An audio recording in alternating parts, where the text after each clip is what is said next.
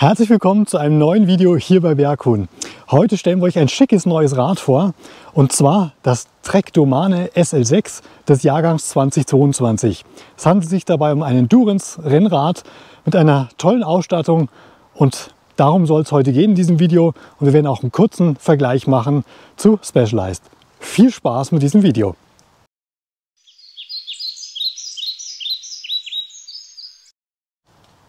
Fangen wir mal mit dem herausstechenden Merkmal von diesem Rad an, und das ist das Thema Komfort. Das haben wir auch in anderen Videos schon erzählt von einer anderen Marke, was uns da sehr gut gefallen hat. Hier bei Trek wird es ein bisschen anders gemacht, und zwar heißt das Ganze ISO-Speed. Es gibt hier inzwischen vorne und hinten eine Art Federung, also Federung ist vielleicht übertrieben zu sagen, aber fange ich mal hinten an. Das Sitzrohr, das ist entkoppelt vom Oberrohr und hier von den Sitzstreben. Das kann etwas flexen, und das ist dieses sogenannte ISO-Speed-Gelenk drin. Da gibt es verschiedene Versionen. Das ist eine Version, also dieses Domane gibt es schon viele Jahre. Das ist jetzt inzwischen die dritte Version des Modells.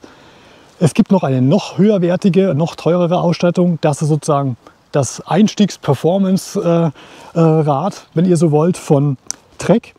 Und dieses ISO-Speed-Gelenk ermöglicht eben, dass dieser Sitzdom und diese Sitzstrebe, also die Sitzrohr an sich, etwas flexen kann. Also wenn ich mich jetzt hier so drauf lehne, dann sieht man das ganz schön. Wenn ich mich jetzt hier so drauf lehne, man kann tatsächlich ein bisschen einen Flex erkennen. Man denkt jetzt, wenn man das so sieht, vielleicht, dass nur der Sattel hier flexen würde. Nee, das ist nicht der Fall. Also hier dieses Elastomer, dieses Graue, was man hier drin sieht, das bewirkt eben, dass hier eine gewisse Bewegung möglich ist. Die Frage ist natürlich, merkt man das Ganze? Allerdings, das merkt man wirklich sehr deutlich, auch wenn es nicht so sehr zu sehen ist, wenn ich jetzt drauf drücke. Vorne gibt es das Gleiche, ein sogenanntes vorderes ISO-Speed-Gelenk. Das ist jetzt hier unten drunter verdeckt, und das bewirkt, dass das Steuerrohr hier sich ein bisschen bewegen kann. Also das Steuerrohr selber ist natürlich fest, das ist mit dem Rahmen hier verbunden. Das ist natürlich ein Carbonrahmen, wie man hier sieht. Und der Gabelschaft selber, der hier drinnen steckt, der kann sich hier ein bisschen bewegen. Merkt man das? Also man sieht es wenig, aber man merkt es tatsächlich. Das ist wirklich unglaublich komfortabel. Also eine weitere Besonderheit an diesem Rahmen ist, dass hier ein Staufach drin versteckt ist. Man sieht schon, das Unterrohr ist ziemlich breit, und das wird genutzt, wenn ich diesen Hebel hier öffne. Also hier ist normalerweise die Befestigung für den Flaschenhalter.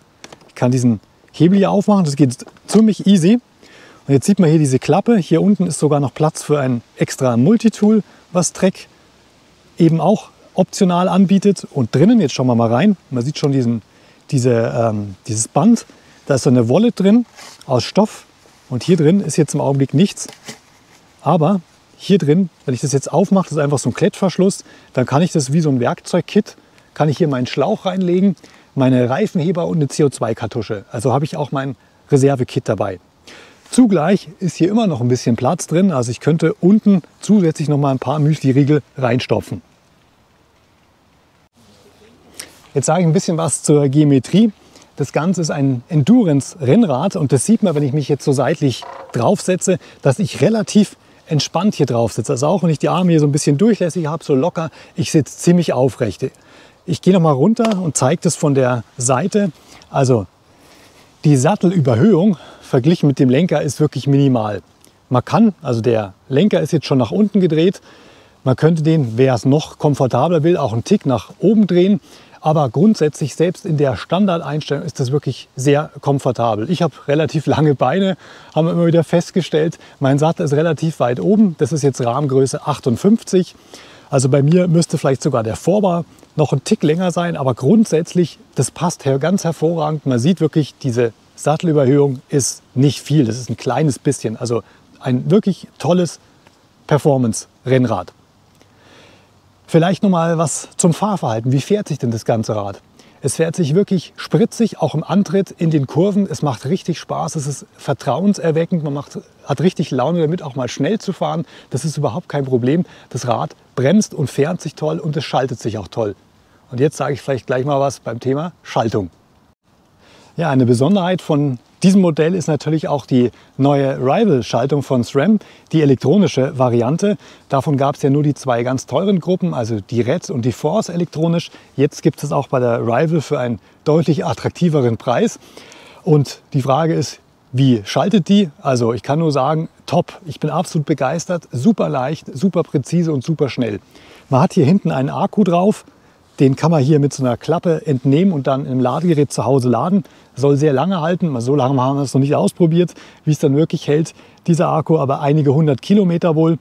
Vorne habe ich den gleichen Akku hier beim Umwerfer, um hier zu schalten. Die Schaltlogik ist ziemlich simpel. Auf der einen Seite schaltet man mit den Wippen runter, auf der anderen Seite hoch. Und wenn man vorne den Umwerfer betätigen möchte, muss man einfach beide Lenker, also an beiden Lenkern, diese Schaltwippen nach innen bewegen und dann wird geschaltet. Ist die Kette oben, so wie jetzt, und ich betätige beide Hebel, geht es runter, schalte ich nochmal beide Hebel, dann geht es wieder rauf. Also ziemlich easy. Verschalten ist da quasi ausgeschlossen. Okay, dann schauen wir uns vielleicht nochmal die Ergonomie der Schaltbremshebel an.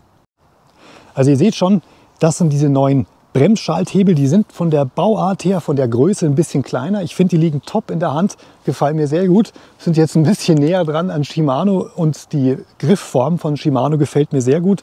Bei den anderen, den Vorgängermodellen, kennt ihr vielleicht, ist dieser Hebel hier ein Tick höher. Das liegt einfach daran, ja, die Bauart ist eben ein kleines bisschen anders. Von der Schaltfunktion her, von der Präzision her geht sie genauso gut wie die höherwertige Gruppe. Um zu schalten, habe ich eben hier diese Hebel. Wenn ich hier einmal drauf drücke, dann wird geschaltet. Drücke ich also hier einmal drauf gedrückt, dann habe ich geschaltet. Es ist nur ein Hebel, den man betätigt, ohne große Kraft. Das ist wirklich super. Dann sage ich noch mal was mir ebenfalls da sehr gut gefällt an dieser Schaltung. Geht über Funk, also anders als bei Shimano, die elektronische, die kabelgebunden ist das hier eine Funkschaltung. Das hat den großen Vorteil, man sieht hier vorne bloß noch 2 Züge und das sind in dem Fall die Bremsleitungen, die hier unterm Vorbau reingeführt werden und dann hier im Oberrohr verschwinden. Also hier ist es sehr aufgeräumt, die Optik. Es gibt von dem Modell noch andere Ausstattung, also andere Schaltungen mit Shimano. Da hat man halt dann diese Schaltzüge noch hier drinnen, also sprich 4 Kabel insgesamt, die man sieht. Und die werden hier auch unterm Oberrohr entlang geführt. Das ist übrigens der einzige Punkt, der mir optisch nicht so gut gefällt, dass diese Kabel hier so direkt unter dem Vorbau sind. Das hätte man vielleicht noch ein bisschen schicker lösen können. Funktionieren tut's. Kann man vielleicht letzte Frage, warum ist es überhaupt so geführt?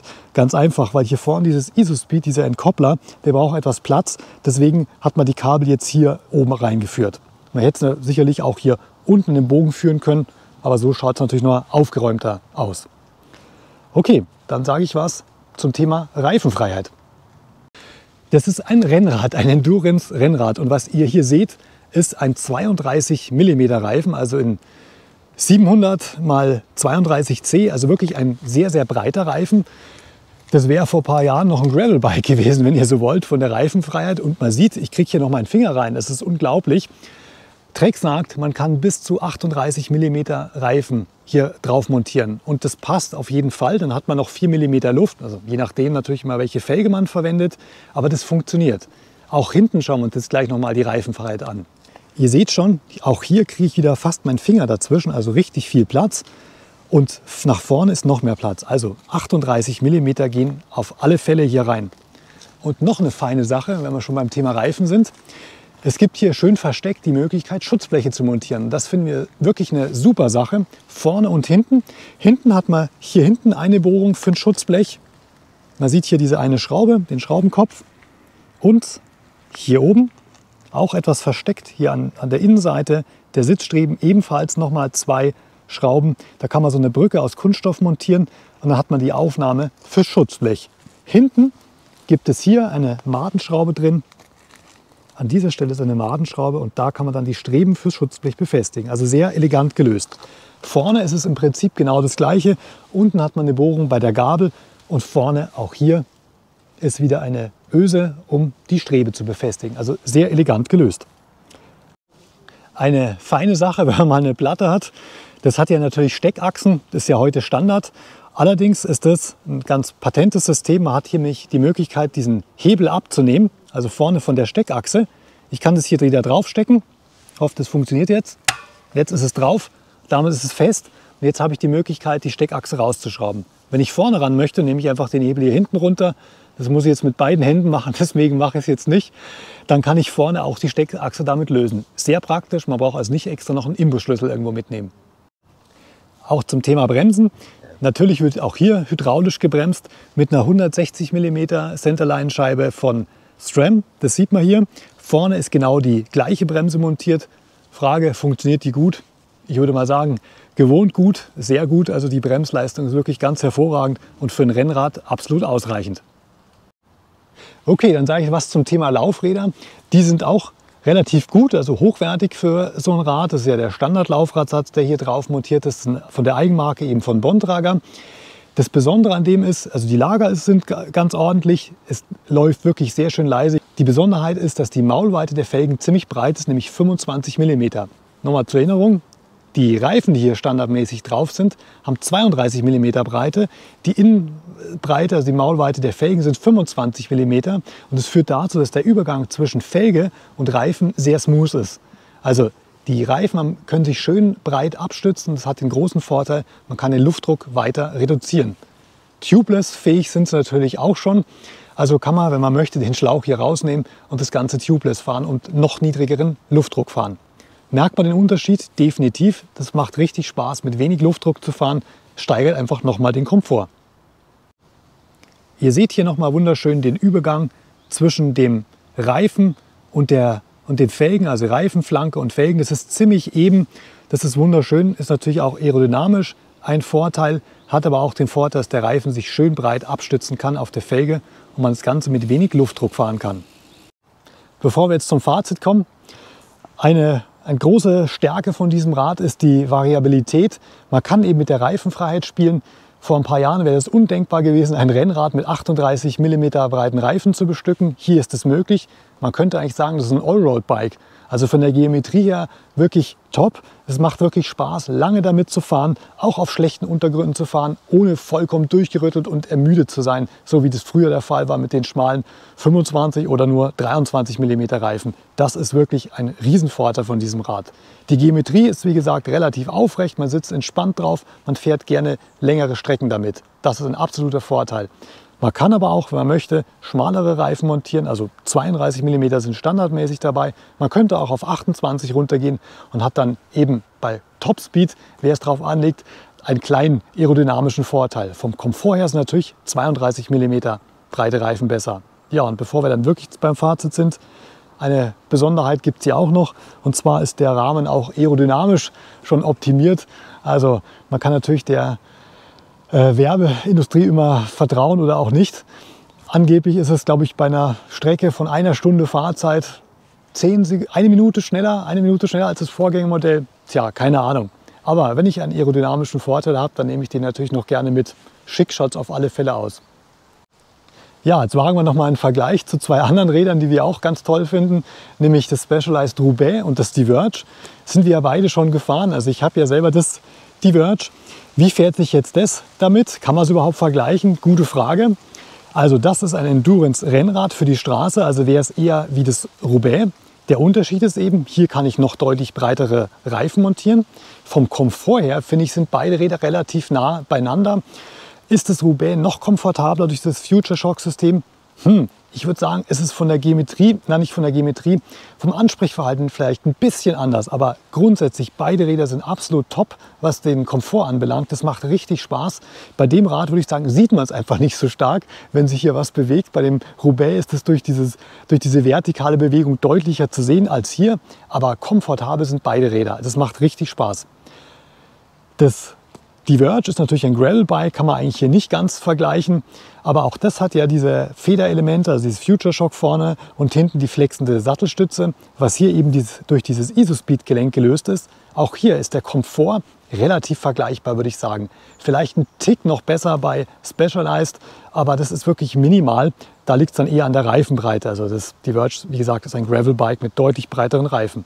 Aber dieses Rad, ich würde fast schon sagen, verbindet das Beste aus zwei Welten. Es ist ein Endurance-Rennrad, das wirklich Spaß macht, auch beim Antritt richtig gut beschleunigt. Das ist top auf der Straße, aber auch, jetzt stehen wir hier auf so einem leichten Schotterweg, auch da fährt sich das Rad noch richtig gut. Und wer möchte, kann eben noch breitere Reifen montieren und dann damit auch auf sehr schlechten Straßen unterwegs sein. Aber natürlich, es ist ein straßenorientiertes Rad und kein reines Gravel-Bike. Ja, jetzt haben wir ganz viel gesagt zu dem Rad. Dass es uns gut gefällt, kam auf jeden Fall schon raus hier in dem Video. Für wen ist das Rad was? Also ich würde sagen, alle, die nicht super gestreckt drauf sitzen wollen, die wirklich Wert auf Komfort legen beim Fahren, die gerne auch längere Strecken fahren und nicht vollkommen durchgerüttelt und erschöpft einfach von den Vibrationen her zurückkommen wollen, für die ist das ein tolles Rad. Der einzige Punkt, den man als Nachteil in Anführungsstrichen ankreiden könnte, ist, dass es vielleicht einen Tick mehr wiegt als andere Räder ohne dieses ISO-Speed. Allerdings würde ich sagen, das Mehrgewicht, was man hier vielleicht dabei hat, diese paar hundert Gramm, ist es definitiv wert, dass man ein solches Rad hier fährt mit diesem Entkoppler. Ist es schwer? Ich finde nicht. Dieses Rad, das hat jetzt Größe 58, wiegt inklusive dieser Pedale, die hier montiert sind, so wie es jetzt hier vor euch steht, 9,5 Kilo. Das würde ich sagen, ist nicht super leicht, aber auch nicht wirklich schwer. Es ist ein tolles Rad mit einem tollen Leistungsspektrum. Und damit würde ich sagen, vielen Dank fürs Zuschauen. Denkt dran, gebt uns ein Like für das Video, abonniert unseren Kanal und bis zum nächsten Mal. Servus!